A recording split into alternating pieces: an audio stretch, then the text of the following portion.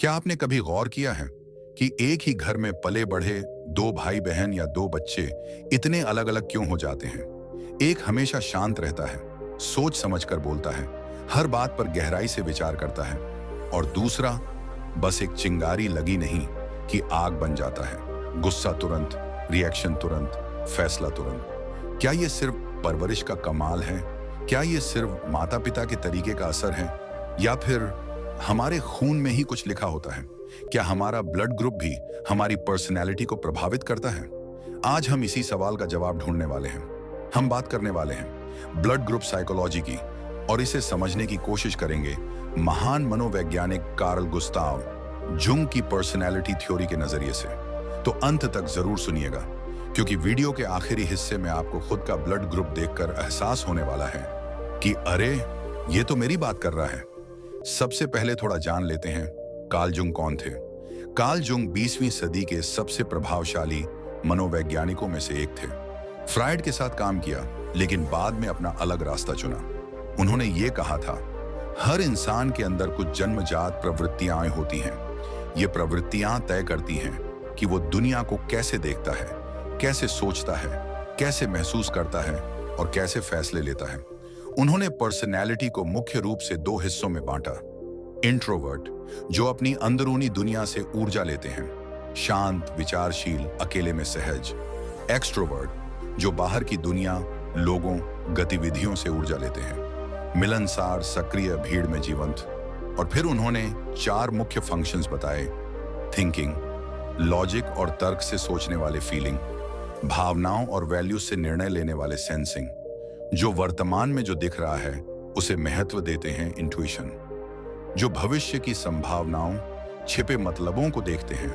अब सबसे बड़ा सवाल, क्या ब्लड ग्रुप इन जन्मजात प्रवृत्तियों को प्रभावित कर सकता है? सच बताऊं तो ब्लड ग्रुप साइकोलॉजी पूरी तरह से वैज्ञानिक रूप से सिद्ध नहीं है। पश्चिमी देशों में इसे ज्यादातर मजाक या अंधविश्वास माना जाता है, लेकिन जापान, कोरिया और कई एशियाई देशों में ये इतना लोकप्रिय है कि लोग डेटिंग, जॉब इंटरव्यू, दोस्ती और यहाँ तक कि शादी के लिए भी ब्लड ग्रुप पूछते हैं। तो आज हम इसे सिर्फ एक नया नजरिया देने के लिए देख रहे हैं, एक मजेदार लेकिन गहरे सोचने लायक नजरिया। चलिए अब एक एक करके सभी ब्लड ग्रुप्स को समझते हैं। पहला, blood group O. The natural leader O group वालों को कहा जाता है जन्मजात लीडर। इनकी खासियतें: बहुत आत्मविश्वास, फैसला लेने में तेज, रिस्क लेने से नहीं डरते, कॉम्पिटिटिव माइंडसेट, मुश्किल हालात में भी कंट्रोल नहीं खोते। कार्ल जुंग के हिसाब से ये ज्यादातर होते हैं एक्सट्रोवर्ट प्लस थिंकिंग टाइप। अच्छी बातें, ये लोग दूसरों को मोटिवेट करना, इंस्पायर करना बहुत अच्छे से जानते हैं। टीम में ये वो लोग होते हैं जो कहते हैं चलो हो जाएगा, लेकिन डार्क साइड भी है।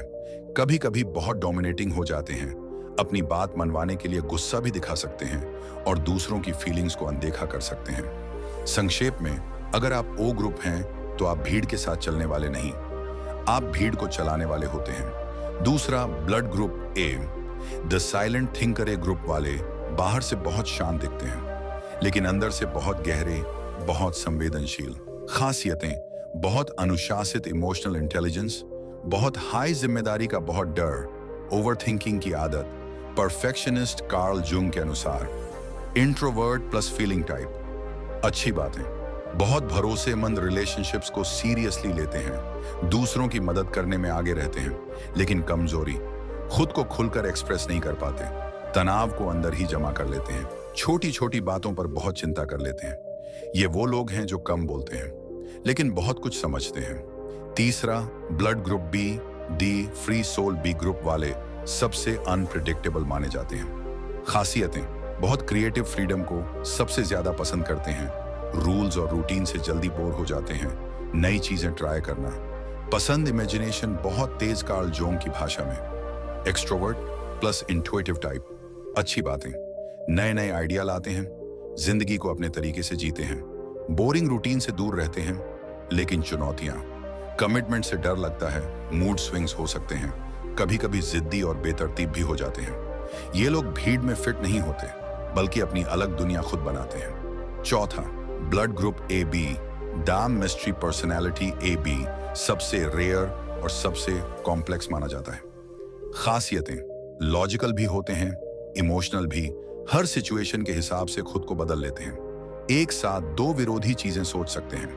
बहुत डीप थिंकर्स कार्ल जुंग के नजरिए से। Introvert plus intuitive plus thinking का मिश्रण। अच्छी बातें, बहुत एडेप्टिव यूनिक नजरिया रखते हैं, कठिन परिस्थितियों में भी बैलेंस बना लेते हैं। लेकिन मुश्किलें, खुद को समझना भी मुश्किल हो जाता है। इमोशनल कंफ्यूजन रहता है, कभी कभी दोस्तों को भी समझ नहीं आता कि वो असल में क्या चाहते हैं। संक्षेप में ए बी वाले खुद भी अपने रहस्य को पूरी तरह नहीं जान पाते। अंत में एक गहरी बात कार्ल युंग ने बहुत खूब कहा था, जब तक आप अपने अनकॉन्शियस माइंड को कॉन्शियस नहीं बनाते, वो आपकी जिंदगी को कंट्रोल करता रहेगा और आप उसे डेस्टिनी कहते रहेंगे। आपका ब्लड ग्रुप आपकी पूरी पर्सनैलिटी नहीं है, यह सिर्फ एक शुरुआती झलक है, एक परछाई है। असली ताकत तब आती है जब आप खुद को समझना शुरू करते हैं, अपनी अच्छाइयों को अपनाते हैं और अपनी कमजोरियों पर काम करते हैं। क्योंकि जो इंसान खुद को समझ लेता है, वो धीरे धीरे पूरी दुनिया को भी समझने लगता है। तो बताइए, आपका ब्लड ग्रुप क्या है और क्या आपको लगता है कि ये बातें आप पर फिट बैठती हैं? कमेंट में जरूर बताना। और अगर आपको ये वीडियो पसंद आई तो लाइक, शेयर और सब्सक्राइब करना ना भूलिएगा। मिलते हैं अगली वीडियो में। तब तक खुद को समझते रहिए, क्योंकि सबसे खूबसूरत सफर यही है, खुद को जानने का सफर।